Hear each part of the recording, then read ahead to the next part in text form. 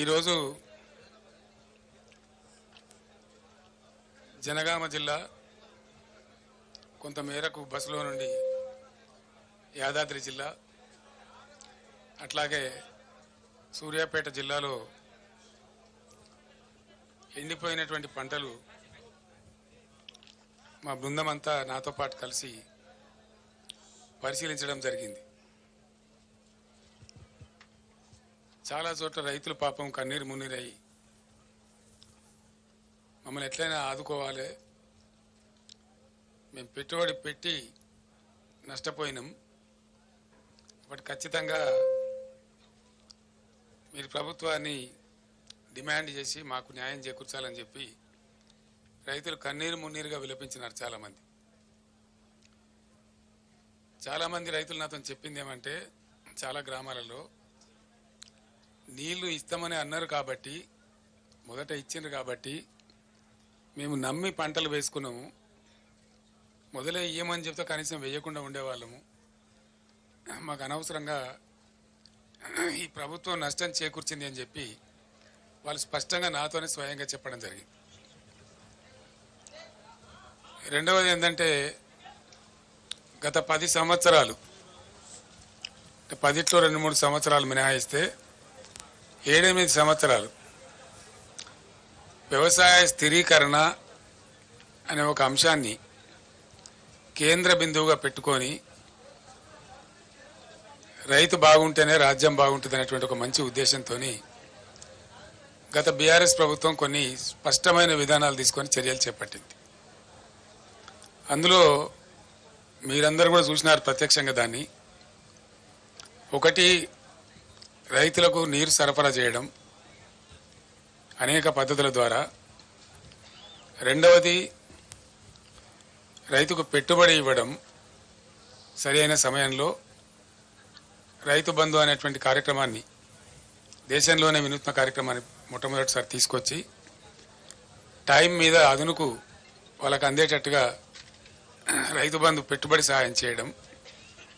మూడవది, 24 గంటలు రెప్పపాటు కూడా పోకుండా నాణ్యమైనటువంటి విద్యుత్ సరఫరా చేయడం. నాలుగవది, రైతుల యొక్క పంటలన్నీ కూడా 7,600 పైచిలకు కొనుగోలు కేంద్రాలు రాష్ట్ర వ్యాప్తంగా ఏర్పాటు చేసి ప్రతి గింజను ప్రభుత్వమే కొనుగోలు చేయటం. ఐదవది, రైతులకు అనుకోకుండా ఏదైనా సంభవిస్తే వాళ్ళకి రైతు బీమా ఏర్పాటు చేయటం. ఇటువంటి నిర్దిష్టమైనటువంటి పనులతోని వ్యవసాయ రంగం అద్భుతమైనటువంటి దశకు తెలంగాణలో పోయి, దానికి మీరందరూ కూడా సాక్షులు. 2014 ముందు 30-40 టన్నుల ధాన్యం కూడా పండించినటువంటి తెలంగాణ, 3,40 లక్షల టన్నుల ధాన్యానికి మించిన తెలంగాణ 3 కోట్ల పైచిలకు ధాన్యాన్ని ఉత్పత్తి చేసి పంజాబ్కే పోటీగా నిలిచి దేశంలో అగ్రస్థానానికి పోయేటువంటి పరిస్థితికి దూసుకొని పోయింది. ఇది కట్టుకథ కాదు, పిట్టకథ కాదు, ఇది నిజంగా ప్రజలందరి సాక్షిగా, మీ అందరి సాక్షిగా జరిగినటువంటి దృశ్యం మనం చూసినటువంటి.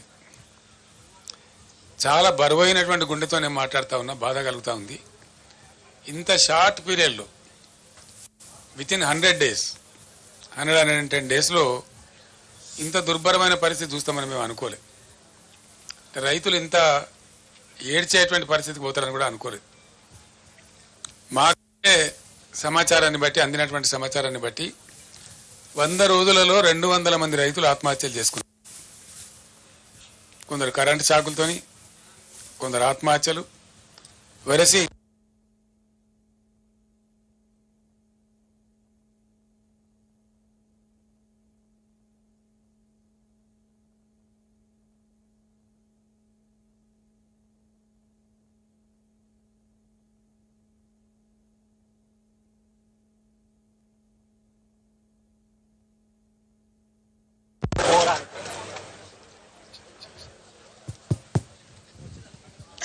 ఇట్లా పోతా వస్తూ ఉంటుంది కరెంటు.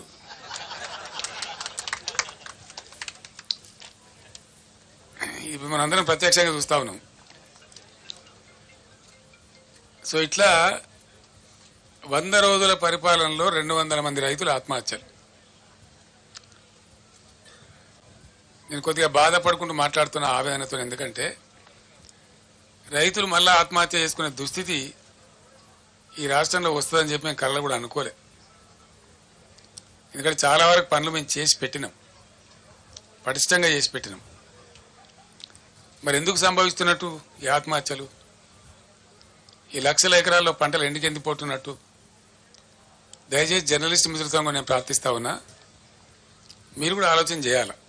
మీరు ప్రజల పక్షాన ప్రజల కోసం ఉండేవాళ్ళు కాబట్టి నేను మీకు కూడా అప్పీల్ చేస్తా ఉన్నా, ఈ పరిస్థితి ఎందుకు వచ్చినట్టు మీరు కూడా పరిశీలన చేసి రాయండి. ప్రజల పక్షాన్ని నిలబడండి, రైతుల పక్షాన్ని నిలబడండి. ఇది రాష్ట్ర మేలును కాంక్షించి. రాజకీయాలు ఎప్పుడు ఉంటుంటాయండి, రాజకీయాలు పెద్ద ఇష్యూ కాదు. రాజకీయం ఎన్నికలు వస్తాయి, గెలిచేటోడు గెలుతాడు, ఓడతాడు, ఎల్లయ్య కాకపోతే పుల్లయ్య కాకపోతే మల్లయ్య ఎవడోడు.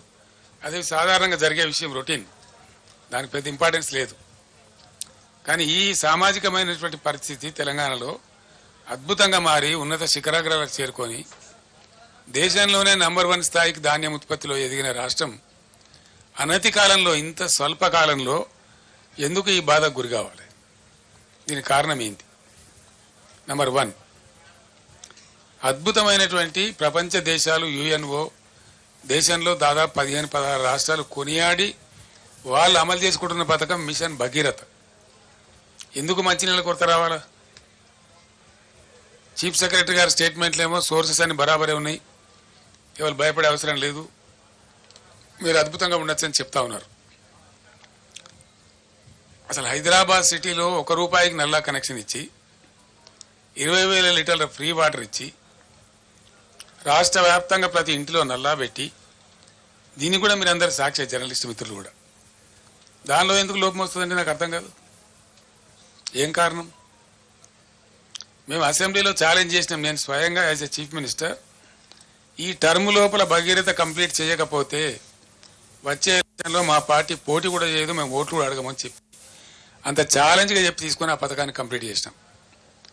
ఆ తర్వాత 5 ఏళ్ళు బ్రహ్మాండంగా నడిపినాం. బిందె పట్టుకొని ఆడబిడ్డ ఇక్కడ కనబడలే రోడ్డు మీద. పబ్లిక్ స్టాండ్ పోస్ట్స్ అన్ని మాయమైపోయినాయి రాష్ట్రంలో. ఏ టౌన్లో కానీ ఎక్కడ కానీ మంచినీటి ట్యాంకర్ మనకు కనబడలే గత 5 సంవత్సరాలు. మరి ఇప్పుడు ఎందుకు బిందెలు ప్రత్యక్షమవుతున్నాయి? ఎందుకు మళ్ళీ నీటి మూతలు స్టార్ట్ అయినాయి? ఎందుకు నీళ్ళ ట్యాంకర్లు విచ్చలవిడిగా వ్యాపారం చేస్తున్నాయి? హైదరాబాద్ సిటీలో కూడా ట్యాంకర్లు పెట్టాల్సిన దుస్థితి ఎందుకు దాపరిస్తూ ఉంది? ఇవి ఆలోచించాల్సిన విషయాలు. ఇంకో విషయం ఏంటంటే కరెంటు.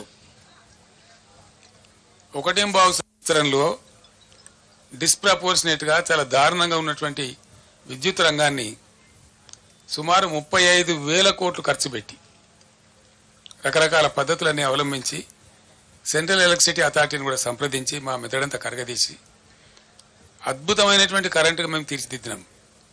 భారతదేశంలో అన్ని రంగాలకు 24 గంటలు 1 సెకండ్ కూడా కరెంటు పోకుండా ఏర్పాటు చేసినటువంటి ఘనత మా ప్రభుత్వానికి. అది మీరందరూ అనుభవించినారు, మీరందరూ చూసినారు. ఆనాడు కరెంటు పోతే వార్త, ఇలా కరెంటు ఉంటే వార్త అనే కాడికి వచ్చింది. ఇది ఎందుకు వస్తుందండి నాకు అర్థం కాదు. ఒక సెటిల్డ్ సిస్టమ్. విద్యుత్ అనేది చిన్న విషయం కాదు కదా, నోటి మాటలు కాదు కదా, కట్టుకథలు పిట్టకథలు కాదు కదా. ఒక అద్భుతమైన వ్యవస్థ. దాన్ని తీర్చిదిద్ది 7.5-8 ఏళ్ళు అద్భుతంగా మేము మొత్తం ప్రజలకు సరఫరా చేసినాం. కమర్షియల్ కావచ్చు, డొమెస్టిక్ కావచ్చు, అగ్రికల్చర్ కావచ్చు, ఇండస్ట్రీ కావచ్చు, ఐటీ కావచ్చు, ఇంకా మరే ఇతర రంగమైనా కావచ్చు. అందరికి కూడా, ప్రజలందరికీ కూడా 24/7 పవర్ అద్భుతంగా సప్లై చేసిన ఒకే ఒక్క రాష్ట్రం భారతదేశంలో తెలంగాణ, అగ్రగామి రాష్ట్రం. మరి ఆ రాష్ట్రానికి ఏం చెదలు పట్టింది? అలా 100 రోజులలో ఇంత అస్తవ్యస్తమైంది. దీని ఉన్న తమాషా ఏంది? కొత్తగా నడిపించేది ఏం లేదు, కొత్తగా మొదలు మోసేది లేదు, కట్టెలు కొట్టేది లేదు, కొత్తగా పెద్ద గడపరలు పెట్టి తవ్వేది లేదు. ఉన్న వ్యవస్థ ఉన్నట్టు జరిగించలేని అసమర్థత ఏంది, అశక్తత ఏంది? కట్టిన ఇల్లు పెట్టిన పోయి కదా, దాన్ని నడిపించే తెలివి కూడా లేకపోతే ఎట్లా? అంటే మనకు స్పష్టంగా దీన్ని బట్టి అర్థమవుతున్నది ఏంటంటే, ఇప్పుడున్నటువంటి రాష్ట్రాన్ని పరిపాలిస్తున్నటువంటి పార్టీ ప్రభుత్వం యొక్క అసమర్థత, అవివేకం, తెలివి తక్కువతనం, అవగాహన రాహిత్యం, దేన్ని ఎట్లా వాడానో తెలియనటువంటి ఒక అర్భకత్వం మనకు స్పష్టంగా కనపడతా ఉంది. ఉన్న కరెంటును వాడుకోవడానికి తెలియలేదు, ఉన్న మిషన్ భగీరథ వాడుకునే తెలియలేదు. అద్భుతంగా వచ్చినటువంటి హైదరాబాద్ నీళ్లు మళ్ళా ఇలా వాటర్ బిల్స్ వస్తూ ఉన్నాయి, ట్యాంకర్లు వ్యాపారం జరుగుతూ ఉంది, కొనలేక జనం చేస్తూ ఉన్నారు. మళ్ళా జనరేటర్లు, ఇన్వర్టర్లు, కన్వర్టర్లు వస్తూ ఉన్నాయి, మళ్ళా స్టెబిలైజర్లు కొనుక్కునే పరిస్థితి వస్తూ ఉంది. మీ అందరి ఇన్ఫర్మేషన్ కోసం నేను ఒక మాట చెప్తా ఉన్నా. హైదరాబాద్కు పెట్టుబడులు ఐటీ రంగంలో, ఇండస్ట్రీలో అద్భుతంగా వస్తున్న తర్వాత హైదరాబాద్ను పవర్ ఐలాండ్ సిటీగా మార్చినాం మేము. ఎటువంటి పరిస్థితి వచ్చిందంటే ఐటీ కంపెనీ వాళ్ళు, పెద్ద పెద్ద వాళ్ళు, చాలా పెద్దవాళ్ళు, ఇంటర్నేషనల్ దిగ్గజాలు, న్యూయార్క్లో పోతుంది పవరు, లండన్లో పోతుంది, కానీ హైదరాబాద్లో పోదురా అనే స్థితి తెచ్చినాం. అది మీకు నేను బట్టి స్టోరీ లాగా చెప్తలేను. దాన్ని ఏం చేసినామంటే బీఆర్ఎస్ ప్రభుత్వం వచ్చిన కొత్తలో ఈ రాష్ట్రంలో నేషనల్ గ్రిడ్కు మన రాష్ట్రం కనెక్టెడ్ లేకుండే, అనుసంధానం లేకుండే. ఒక 5-6 లైన్స్ వార్దా డిచ్పల్లి కావచ్చు, వరంగల్ వరోరా కావచ్చు, అంగుల్ పలాస కావచ్చు, PGCIL power grid corporation of India limited ఎంబడి నేనే పడి నేనే చేసి రాత్రింబవళ్ళు వాళ్ళతో కొట్లాట పెట్టుకొని ఈ 3 లైన్లు కల్పించినాం. దాంతో టోటల్ తెలంగాణ రాష్ట్రం, ఏపీ రాష్ట్రం కూడా మనతో పాటుగా నేషనల్ పవర్ గ్రిడ్కి అనుసంధానమైనాం. దాని ఫలితం ఏంటంటే మనకు ఏదైనా సందర్భంలో షార్టేజ్ ఏర్పడితే ఇండియా మొత్తంలో ఎక్కడ పవర్నా అక్కడి నుంచి కొనుక్కునేటువంటి అవకాశాన్ని కల్పించగలిగినాం. నంబర్ 1. నంబర్ 2, 7,600 మెగావాట్లుగా ఉన్నటువంటి ఇన్స్టాల్డ్ కెపాసిటీని దాదాపు 18,000 మెగావాట్లకు తీసుకుని పోయినాం. In addition to that 1,600 రామగుండంలో, 4,000 Yadadri thermal స్టేషన్లో, అంటే 5,600 మెగావాట్ల పవరు ఇంకా అడిషనల్గా వచ్చేటువంటి సదుపాయాన్ని కూడా కల్పించినాం. మొన్ననే ఎన్టీపీసీ 1,600 మెగావాట్లు ప్రధానమంత్రి స్వయంగా వచ్చి డెడికేట్ చేసినాడు. నేను వాళ్ళు ఎంబడబడి తరిమి దాన్ని చేయించిన ఆ రోజు 10 సార్లు నేను రామగుండం వెళ్ళి మీకు ఏం కావాలో రాష్ట్ర ప్రభుత్వం నుంచి ఏం సహకారం కావాలని చెప్పి అడిగి పర్సూ చేసి దాన్ని కంప్లీట్ చేయించినాం. అఫ్కోర్స్ మా ప్రభుత్వం పోయిన తర్వాత మొన్న వచ్చింది అది, మన ప్రైమ్ మినిస్టర్ వచ్చి దాన్ని డెడికేట్ చేసినాడు. ఇప్పుడు ఆ సప్లై కూడా యాడ్ అయింది. అంటే మా ప్రభుత్వం ఉన్నప్పటికంటే ఇంకొక 1,600 మెగావాట్లలో 85%. ఎన్టీపీసీ ఏం చేస్తుందంటే ఏ రాష్ట్రంలో ఉందో, ఏ రాష్ట్రం కోసం కట్టినరో దానికి 85% ఇస్తుంది, 15% ఏమో వాళ్ళు నేషనల్ కోసం తీసుకుంటారు. అంటే ఆ ప్రకారంగా అద్భుతమైన కరెంటు ఎంత అవుతుందా 1,600లో 85% అంటే ఆ సుమారు 1,500 వస్తుంది. 1,450 నుంచి 1,500 మెగావాట్లు అదనంగా యాడ్ అయింది. చేస్తే ఈ ప్రభుత్వం పట్టించుకొని చేస్తలేదు, కానీ ఈ పాటికి యాదాద్రిలో కూడా 1-2 యూనిట్లు వచ్చే అవకాశం కూడా ఉండే. అంటే ఇక్కడ 1,500, 1,600 వచ్చే అవకాశం ఉండేది మన సొంతం. దీని నుంచి ఒక యూనిట్ కూడా బయటకి ఇచ్చే అవసరం లేదు. మరి ఇంత ఉజ్వలంగా తయారైనటువంటి పవర్ సిస్టమ్ ఎందుకు ఈరోజు ఇబ్బంది పడతా ఉంది? ఇది పరిపాలకుల అసమర్థత అవునా కాదా? దయచేసి మీరే ఆలోచన చేయాలి. ఇది పని చెయ్యలేనటువంటి, పని చేతగానటువంటి ఒక అసమర్థ ప్రభుత్వ విధానం అనుకోవన్నా దీన్ని ఏ విధంగా అర్థం చేసుకోవాలా? లేదు అంటే మనకు దరిద్రం ఉందంటే అర్థం చేసుకోవచ్చు. ఉండి దరిద్రం ఎందుకండి? ఏం కారణం చేత? ఇంకోటి మనకు తర్వాతనండి, అంత గుర్తించడం అవసరం లేదు రాహుల్, చెప్తాం, నో ప్రాబ్లం. ఇంత అద్భుతమైన పవర్ సిస్టమ్ ఎందుకు ఫెయిల్ అవుతా ఉంది రాష్ట్రంలో? 7 ఏళ్ళు నడిచినటువంటి సిస్టమ్, 7 ఇయర్స్ అద్భుతంగా అందరికీ అందుబాటులో ఉన్న కరెంటు స్విచ్ ఆఫ్ చేసినట్టుగా ఎందుకు మాయమైంది? దీనికి ఎవడు సమాధానం చెప్పాలా? ఎవడు బాధ్యత తీసుకోవాలా? ఈ క్రాస్ టాక్ కాదండి రాహుల్ గారు. You question your own heart, what is wrong with the system? 7 ఏళ్ళు 7.5 ఏళ్ళు బ్రహ్మాండంగా నడిచినటువంటి సిస్టమ్ 3 నెలల లోపల నడుస్తలేదు అంటే ఎవల అసమర్థత అండి? ఎవల ఫెయిల్యూర్ ఇది? 100కు 100% నేను ఆరోపిస్తున్నా ఇప్పుడు ఉన్నటువంటి అసమర్థ, అవివేక, తెలివి తక్కువ కాంగ్రెస్ పార్టీ యొక్క అసమర్థత, మరేం కాదు. వాళ్ళకి వాడుకోవస్తలేదు, వాళ్ళకి తెలివి లేదు పాపం. మేమన్నా టెక్నోక్రాట్స్ని పెట్టి నడిపినాం, మాకు తెలివి లేక కాదు. పవర్ సిస్టంలో మొత్తం ఐఏఎస్ ఆఫీసర్లను తొలగించి 100% టెక్నోక్రాట్స్ని పెట్టినాం మేము. ట్రాన్స్కో కానీ, జెన్కో కానీ, డిస్ట్రిబ్యూషన్ సిస్టంలో కానీ వాళ్ళకి తెలుసు ఎట్లయితే బాగా నడపచ్చు అనేది తెలుసు వాళ్ళకు, కాబట్టి సమర్థవంతంగా నడిచింది. ఇప్పుడు వీళ్ళు ఐఏఎస్ ఆఫీసర్లు మొత్తం తెచ్చిపెట్టి వానికి పట్టదు, నా మంత్రులకు పట్టదు, తీరికలు లేవు వీళ్ళకు. వీళ్ళకి రాజకీయాల కోసం తీరికలున్నాయి కానీ ప్రజల అవసరాల కోసం తీరికలు లేవు. రైతు బంద్ వేయడానికి తీరిక లేదు. మేము రైతు బంద్ వేస్తే వారం 10 రోజుల్లో వేసేవాళ్ళం, within 10 days in all the stretches. మొదలు పెట్టినామంటే 10 days, మ్యాక్సిమం ఎప్పుడైనా 12 days అందరు రైతులకు పడిపోయేది. ఇప్పుడు వీళ్ళు అనుమానాలు కలిగించి 5 ఎకరాలకు ఇస్తామని, 3 ఎకరాలకు ఇస్తామని, 7 ఎకరాలకు ఇస్తామని ఇందులో పెద్ద విజయం సాధించినట్టు, తోకమట కథ చేసినట్టు, అదేదో గొప్ప డంబాసారం అన్నట్టు, అదేదో వేస్ట్ పథకం అన్నట్టు వీళ్ళు ఇష్టారీతిగా మాట్లాడుకుంటా.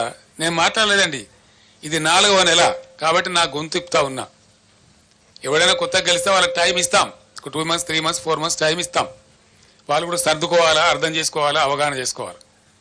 ఇలా మంచినీటి పథకం ఏందండి Bhagiratha, what is wrong with it? అద్భుతంగా నడిపినమే 5 ఏళ్ళు 6 ఏళ్ళు బ్రహ్మాండంగా ప్రతి ఇంటికి నల్లతో నీళ్ళు వచ్చినాయే, రాలేదా? మళ్ళీ ఇవాళ ఎందుకు ఆనాడు ఒక బిందె కనిపించిందా? హైదరాబాద్ నగరంలో కానీ బయట ఊళ్ళల్లో కానీ గ్రామాలలో కానీ ఒక్కరైనా ఒక ట్యాంకర్ కనబడ్డదా? ట్యాంకర్ల బిజినెస్ కనబడ్డదా? ఇవాళ ట్యాంకర్లు కొనుక్కునే దుస్థితి ప్రజలకు ఎందుకు వచ్చింది? బిందెలు బట్టి మోసుకునే పరిస్థితి తెచ్చినటువంటి కారకులు ఎవరు? ఇవాళ ఆ అసమర్థులు ఎవరు? ఇవాళ గవర్నమెంటు, ముఖ్యమంత్రి, మంత్రులు కాదా? వీళ్ళు సమీక్ష జరిపినరా? కనీసం పట్టింపున్నదా వీళ్ళకు? వ్యవసాయం ఏం జరుగుతూ ఉందని సమీక్ష ఉందా? ఇవాళ పంటలు ఎండినాయి. నాకుండే సమాచారం మేరకు 15 లక్షల పైచిలకు ఎకరాల పంటలు ఎండుతా ఉన్నాయి. పంటలు ఎండని జిల్లానే లేదు, పంటలు ఎండనటువంటి జిల్లానే లేదు. ఒక్క నల్లగొండ జిల్లాలోనే సాగర్ ఆయకట్టు మిగతాయి కలుపుకుంటే 3.5 లక్షల నుంచి 4 లక్షల మధ్య పంట ఎండిపోతా ఉంది. అన్ని నియోజకవర్గాలు ఎండుతా ఉన్నాయి. ఆలేరు నియోజకవర్గంలో ఎండుతా ఉంది, భువనగిరిలో ఎండుతా ఉంది, తుంగతుర్తిలో ఒక 25,000 ఎకరాలు. ఈరోజు రైతులు చెప్పినారు, వాళ్ళు చెప్పిన లెక్క నాకు నేను కళ్ళతో చూసిన లెక్క. ప్రతి ఊరికి 200, 300, 400 ఎకరాలు ఎండుతా ఉంది. ఇవాళ సూర్యాపేటలో ఒక 20-24 ఎకరాలు ఎండుతా ఉంది. భయంకరంగా సాగర్ ఆయకట్లో కూడా చాలా తీవ్రంగా ఎండిపోయింది పంట. ఎందుకండి? ఏం కారణం చేత ఎండబెట్టిన మీరు సాగర్ ఆయకట్లో? ఈ రోజు కూడా నాగార్జున సాగర్లో even today when I'm speaking to the press, MDDL కంటే అబోవ్గా 7 TMC వాటర్ ఉంది. ఎండిడిఎల్ కింద కూడా మనం వాడుకోగలిగిన మరో 7 TMCల వాటర్ ఉంది. 14-15 TMCల వాటరు ఇప్పుడు కూడా సాగర్లో వాడుకోగలిగే పరిస్థితి ఉంది. ఆనాడు కూడా ఈ బుడముండ KRMB ఉండే. KRMB అంటే ఎవడండి? వాడు మన సూపర్ బాసా? వాడు 2 రాష్ట్రాల మధ్య నీటి పంపిణీకి సమన్వయకర్త గంతే. వాడే మనకు బాస్ కాదు కదా. వానికి అప్పచెప్పి టోటల్ ప్రాజెక్టును తెలివి తక్కువగా, తెలివిహీనంగా ఆ కేంద్ర మంత్రి తీయగపుల్లగా మాట్లాడితే KRMB చేతిలో మొత్తం అధికారాన్ని అప్పచెప్పి ఇలా నాగార్జున సాగర్ కట్ట మీదకి ఎక్కలేనటువంటి దుస్థితిని తీసుకొచ్చిన అసమర్థ ప్రభుత్వం ఎవరండి? ఎప్పుడు మమ్మల్ని కూడా KRMB నిరోధించేది, మేము దటాయించేది వాళ్ళను. మాకంటే ఆంధ్ర ఎక్కువ తీసుకున్నది పోయిన 2-3 సంవత్సరాలలో. మా క్యారీ ఫార్వర్డ్ ఇవ్వాలి, మాకు రైట్ ఉన్నదని చెప్పి వాళ్ళు ఆపిన తూములు లేపి 4 తళ్ళు 3 తళ్ళు ఇచ్చినాం. 8 పంటలు నాగార్జున సాగర్ కింద 1 ఎకరం కూడా ఎండనేయకుండా పండించినాం. దాదాపు 18 పంటలు కొన్ని వరుసతలతోని దాదాపు 10 సంవత్సరాల పాటు ఎండనీయలే, 1 ఎకరా కూడా ఎండనీయలే. ఇవాళ ఎందుకు లక్షల ఎకరాలు ఎండిపోయింది సాగర్ కింద? ఎందుకు అల్లాడుతున్నది రైతాంగం? ఇది బాధ కాదు రైతులది. చిల్లర కాయగూరకుడు మాటలు, పూటకొప్ప PR స్టంట్ పెట్టి అని లంగా ముచ్చలు ప్రచారం చేసి ప్రజలు పట్టరా? రాజకీయాలు చేద్దాం, మత్తుగా చేద్దాం రాజకీయాలు. మేము కూడా చాలా చేసినాం, చాలా మందిని పాత్ర పెట్టినాం, చాలా మందిని ఎత్తినాం, చాలా మందిని ఎక్కినాం, మేము గద్దెలు ఎక్కినాం. 10 సంవత్సరాలు మేము కూడా పరిపాలన చేసినాం. అదంతా పెద్ద గొప్ప విషయం కాదు. అధికారం వస్తూ ఉంటుంది, పోతూ ఉంటుంది, నథింగ్ గ్రేట్ అబౌట్ ఇట్. కానీ ప్రజలు ఎక్కడ పోవాలా? నీ రాజకీయం నా రాజకీయం అంతా ప్రజలు కదా, ముఖ్యంగా రైతాంగం కదా, గ్రామాలు కదా. పట్టుగొమ్మల్లాగా ఉన్న పల్లెసీమలలో ఎలా బోరు బండ్ల హోరు వినిపిస్తా ఉన్నది. బంద్ అయినాయి బోరు బండ్లు. గత 8 ఏళ్ళుగా బోరు బండి కనవాలే, అడ్రస్ లేకుండే. కరెంటు వైండింగ్ మోటార్లు మళ్ళీ అద్భుతంగా రోజుకు 20-30 మోటార్లు వైండింగ్ చేస్తూ ఉన్నాయి. అవి కనబడలే, మాయమైపోయినాయి. తెలంగాణ రాష్ట్రం నుంచి జనరేటర్లు అమ్ముకునే దుకాణాలు పారిపోయినాయి. ఇన్వర్టర్లు, కన్వర్టర్లు, స్టెబిలైజర్లు అమ్ముకునే దుకాణాలు దివాలా తీసినాయి తెలంగాణలో. మళ్ళీ ఇవాళ అవి కొనే దుస్థితి ఎందుకు వస్తూ ఉన్నది ఈ రాష్ట్రంలో? మిషన్ భగీరథ దాన్ని పట్టించుకున్న నాదుడే లేడు. నేను ఒక 2-3 జిల్లాల ఇంజనీర్లు అడిగిన, ఏమరా నాయన ఏంది, మీరే కదా నడిపాను, నిర్మించింది మీరే, నడిపింది మీరే, ఏమైందంటే సార్ దీంట్లో అసలు కిటుకు వేరే ఉన్నది, అడిగేవాళ్ళు లేడు. అప్పుడు మీ ఆఫీసులేమో స్మితా సబర్వాల్ గారు సెక్రటరీ గారు సపరేట్గా ఉండ్రి, దీని మీద ఎవ్రీ డే దీని మీద మానిటరింగ్ ఉంటుండే. ఎక్కడైనా కూడా ఆమె గద్దలాగా వచ్చి వాలి అందరు ఇంజనీర్లను తీసుకొచ్చి టాప్ టు బాటం కూర్చోబెట్టి సమీక్ష చేస్తూ ఉండే. బ్రహ్మాండంగా జరుగుతూ ఉండే. ఒక చిన్న పైప్ ముక్క పోతే కూడా తెల్లారి లోపల వేసేవాళ్ళు. ఇవాళ 15 రోజులు కూడా పడుచుకునే వాళ్ళు లేడు. అజమాయిషి కొరబడింది అని చెప్తున్నాడు వాళ్ళు. రెండవది ఏం చెప్తున్నారు, మిషన్ భగీరథ నీళ్ళు కరెక్ట్గా రావాలంటే మంచి వాల్యూమ్ ఉండే కంటే మంచి హై క్వాలిటీ పవర్ 23 గంటలు కనీసం ఉండాలి, నిరంతర విద్యుత్ సరఫరా ఉండాలి. ఈ ప్రభుత్వం యొక్క తెలివి తక్కువతనం వల్ల మళ్ళీ ఇలా లక్షల మూటలు కాలుతా ఉన్నాయి తెలంగాణలో. ఇష్యూ కాదు, కానీ ఎండిన ప్రతి ఎకరాను మీరు వెంటనే ఎన్యూమరేట్ చేయించాలి.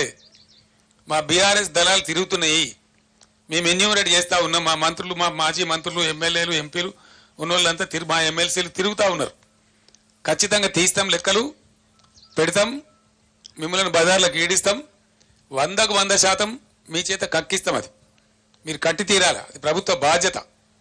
ఆనాడు మేము ఇచ్చినాం, మమ్మల్ని ఎక్కసక్కలాడిన మీరు. ఇలా మేము డిమాండ్ చేస్తా ఉన్నాం 25,000 రూపాయలు ప్రతి ఎకరానికి కట్టి ఇవ్వాలి. దానికోసం డెఫినెట్గా మిషన్ భగీరథ నీళ్ళ సప్లై కూడా వెంటనే పునరుద్ధరించాలి. కరెంటు కూడా ఏముందండి నాకు అర్థం కాదు.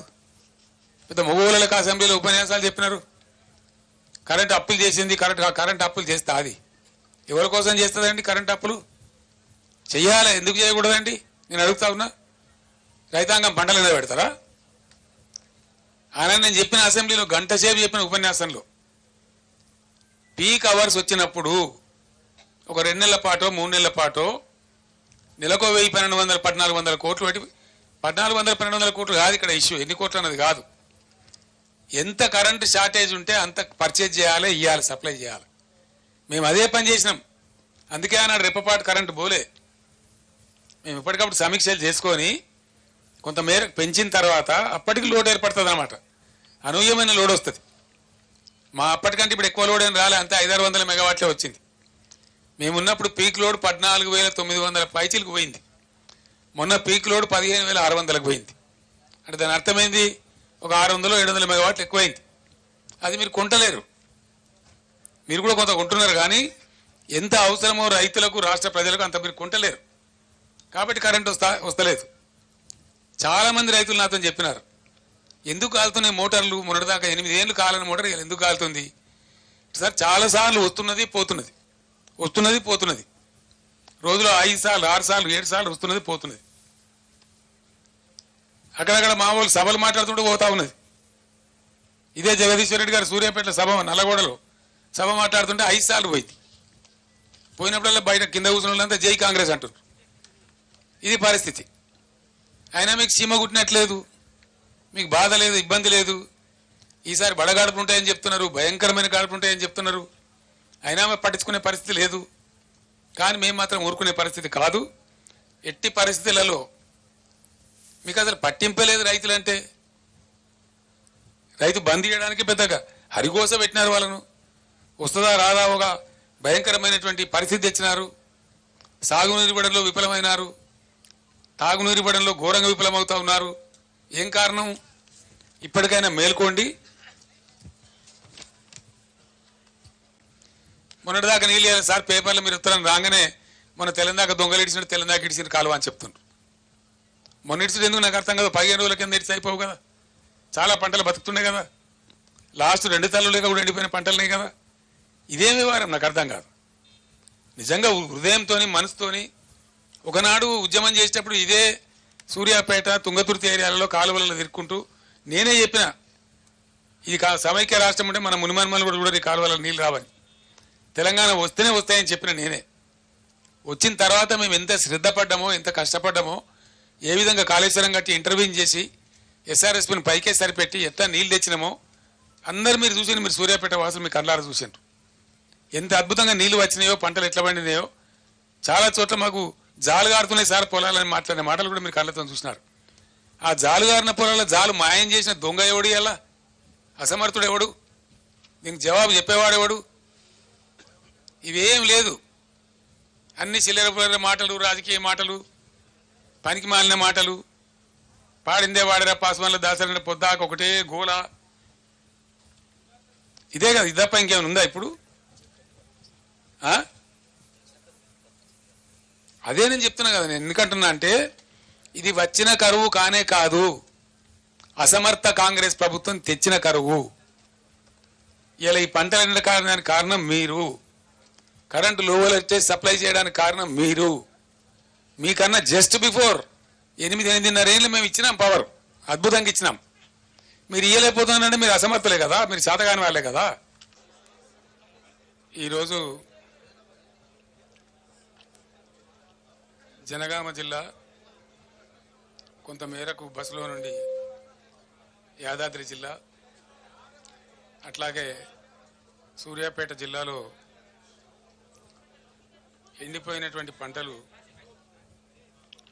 మా బృందం అంతా నాతో పాటు కలిసి పరిశీలించడం జరిగింది.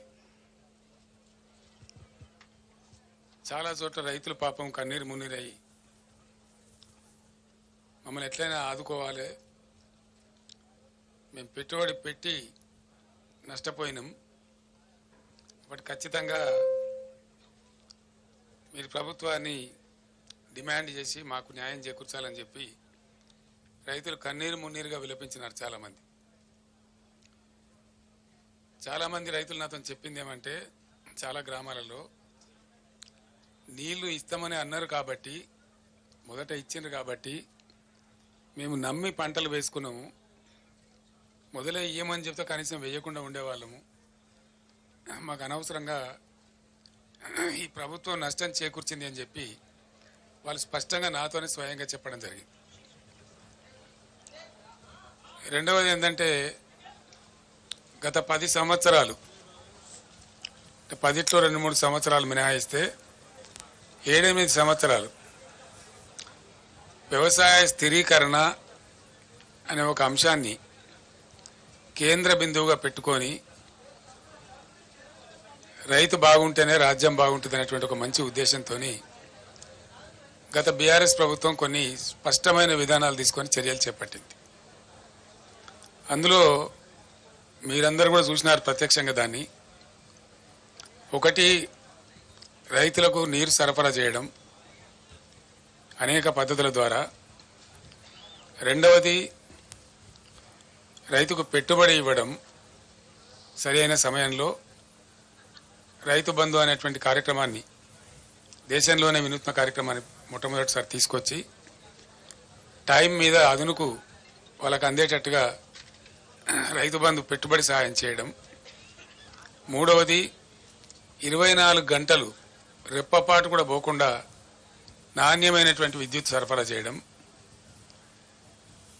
నాలుగవది, రైతుల యొక్క పంటలన్నీ కూడా 7,600 పైచిలకు కొనుగోలు కేంద్రాలు రాష్ట్ర వ్యాప్తంగా ఏర్పాటు చేసి ప్రతి గింజను ప్రభుత్వమే కొనుగోలు చేయటం. ఐదవది, రైతులకు అనుకోకుండా ఏదైనా సంభవిస్తే వాళ్ళకి రైతు బీమా ఏర్పాటు చేయటం. ఇటువంటి నిర్దిష్టమైనటువంటి పనులతోని వ్యవసాయ రంగం అద్భుతమైనటువంటి దశకు తెలంగాణలో పోయి, దానికి మీరందరూ కూడా సాక్షులు. 2014 ముందు 30-40 టన్నుల ధాన్యం కూడా పండించినటువంటి తెలంగాణ, 3,40 లక్షల టన్నుల ధాన్యానికి మించని తెలంగాణ 3 కోట్ల పైచిలకు ధాన్యాన్ని ఉత్పత్తి చేసి పంజాబ్కే పోటీగా నిలిచి దేశంలో అగ్రస్థానానికి పోయేటువంటి పరిస్థితికి దూసుకొని పోయింది. ఇది కట్టుకథ కాదు, పిట్టకథ కాదు. ఇది నిజంగా ప్రజలందరి సాక్షిగా, మీ అందరి సాక్షిగా జరిగినటువంటి దృశ్యం, మనం చూసినటువంటి. చాలా బరువైనటువంటి గుండెతో నేను మాట్లాడుతూ ఉన్నా, బాధ కలుగుతూ ఉంది. ఇంత షార్ట్ పీరియడ్లో వితిన్ 100 days, 110 daysలో ఇంత దుర్భరమైన పరిస్థితి చూస్తామని మేము అనుకోలేదు. రైతులు ఇంత ఏడ్చేటువంటి పరిస్థితికి పోతారని కూడా అనుకోలేదు. మాకే సమాచారాన్ని బట్టి, అందినటువంటి సమాచారాన్ని బట్టి 100 రోజులలో 200 మంది రైతులు ఆత్మహత్యలు చేసుకున్నారు. కొందరు కరెంటు షాకులతోని, కొందరు ఆత్మహత్యలు వెరసి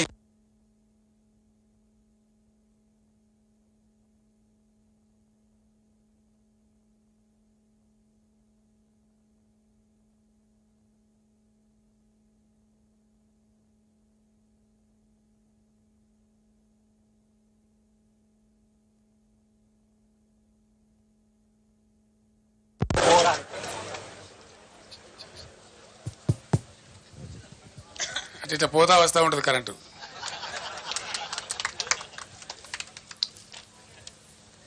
ఇప్పుడు మనందరం ప్రత్యక్షంగా చూస్తా ఉన్నాం.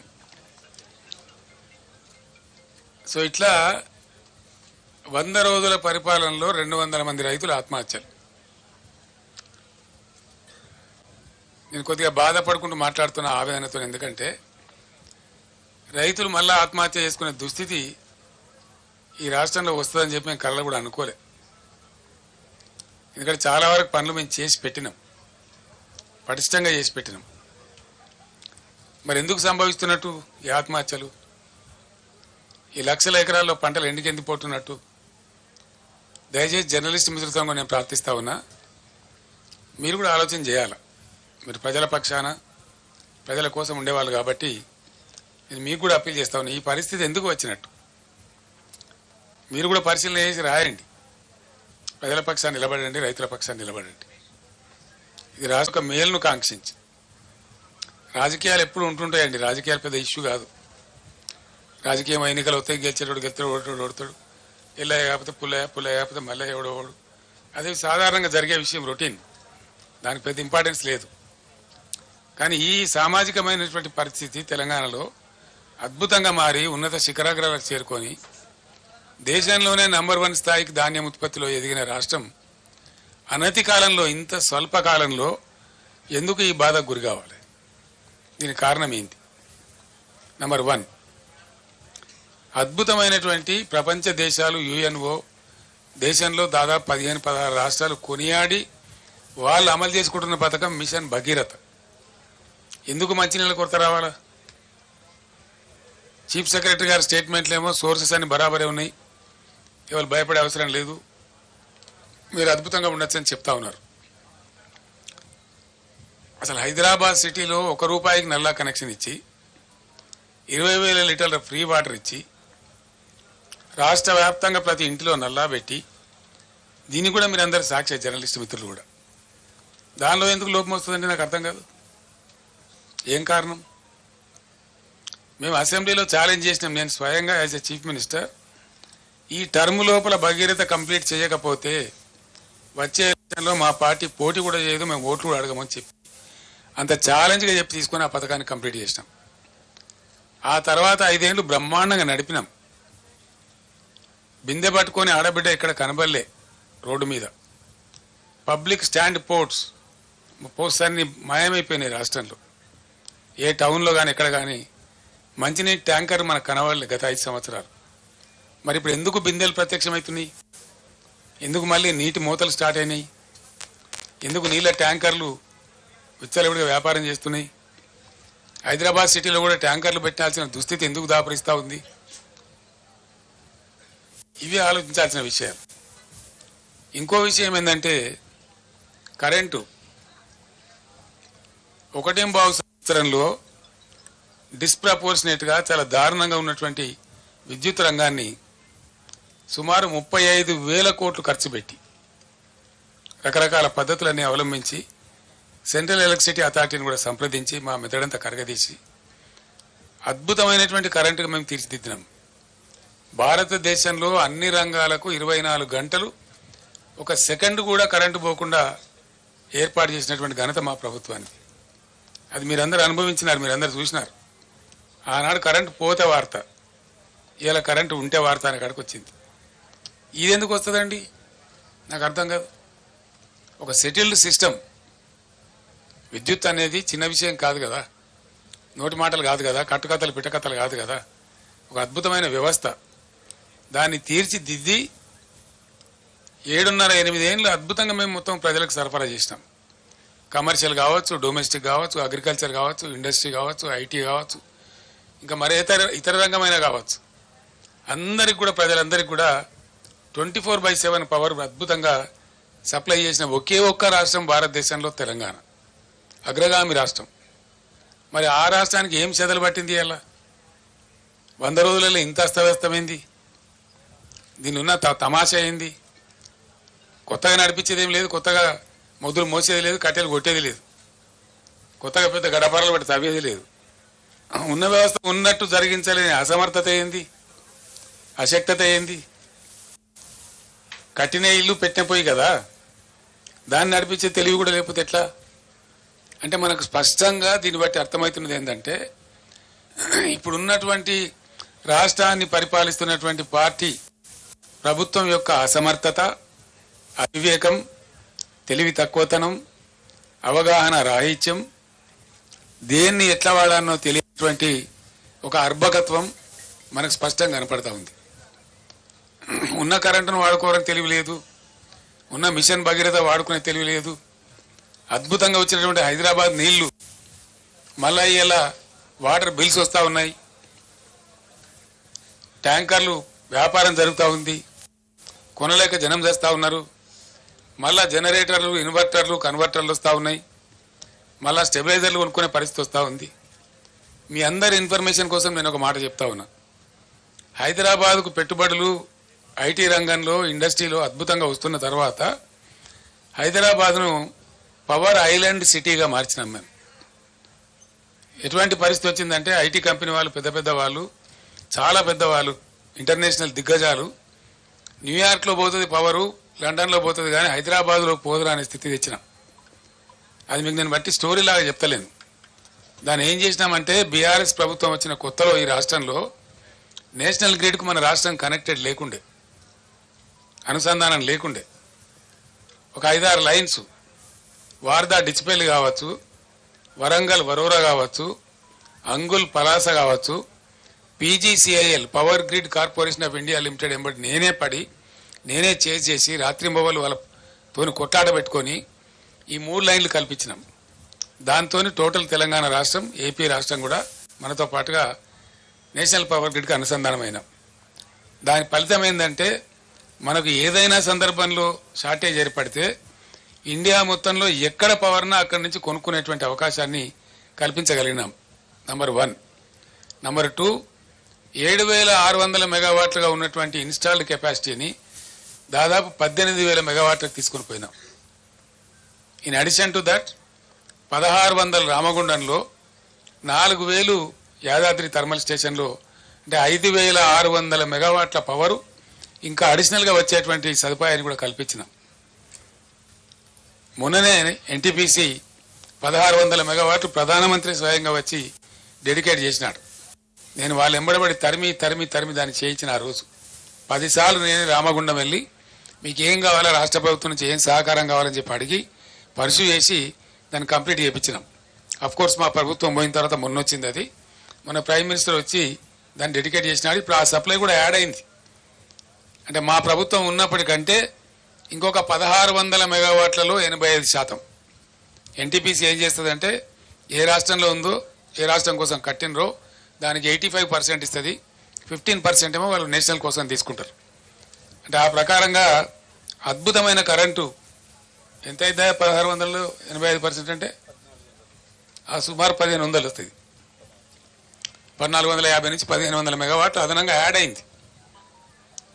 చేస్తే ఈ ప్రభుత్వం పట్టించుకొని చేస్తలేదు, కానీ ఈ పాటికి యాదాద్రిలో కూడా 1-2 యూనిట్లు వచ్చే అవకాశం కూడా ఉండే. అంటే ఇక్కడో 1,500, 1,600 వచ్చే అవకాశం ఉండేది మన సొంతం. దీని నుంచి ఒక యూనిట్ కూడా బయటకి ఇచ్చే అవసరం లేదు. మరి ఇంత ఉజ్వలంగా తయారైనటువంటి పవర్ సిస్టమ్ ఎందుకు ఈరోజు ఇబ్బంది పడతా ఉంది? ఇది పరిపాలకుల అసమర్థత అవునా కాదా? దయచేసి మీరే ఆలోచన చేయాలి. ఇది పని చేయలేనటువంటి, పని చేతగానటువంటి ఒక అసమర్థ ప్రభుత్వ విధానం అనుకోవన్నా, దీన్ని ఏ విధంగా అర్థం చేసుకోవాలా? లేదు అంటే మనకు దరిద్రం ఉందంటే అర్థం చేసుకోవచ్చు. ఉండి దరిద్రం ఎందుకండి? ఏం కారణం చేత? ఇంకొకటి మనకు తర్వాతనండి, అంత గుర్తించడం అవసరం లేదు రాహుల్, చెప్తాం, నో ప్రాబ్లం. ఇంత అద్భుతమైన పవర్ సిస్టమ్ ఎందుకు ఫెయిల్ అవుతా ఉంది రాష్ట్రంలో? 7 ఏళ్ళు నడిచినటువంటి సిస్టమ్, 7 years అద్భుతంగా అందరికీ అందుబాటులో ఉన్న కరెంటు స్విచ్ ఆఫ్ చేసినట్టుగా ఎందుకు మాయమైంది? దీనికి ఎవడు సమాధానం చెప్పాలా? ఎవడు బాధ్యత తీసుకోవాలా? ఈ క్రాస్ టాక్ కాదండి రాహుల్ గారు.